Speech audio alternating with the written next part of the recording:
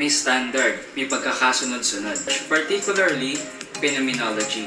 Marami pong klase ng qualitative research, pero dito pag-aaralan po natin yung phenomenology. It is a systematic investigation of the study of material sources to establish facts, to reach new conclusion. It's systematic. Okay? So, with order po ito. Studying the meaning of people's lives. Okay? Pag-aaralan natin yung buhay ng tao. Sa qualitative research kasi, yung mga social phenomena natin, observation, or even immerse yourself. Isama mo yung sarili mo dun sa pangyayari, dun sa pamumuhay nila. Presenting the views and perspective of people.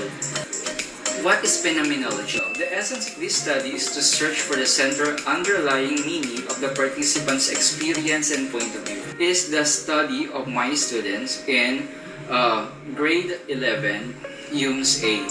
Okay, dumaan na po ito sa defense.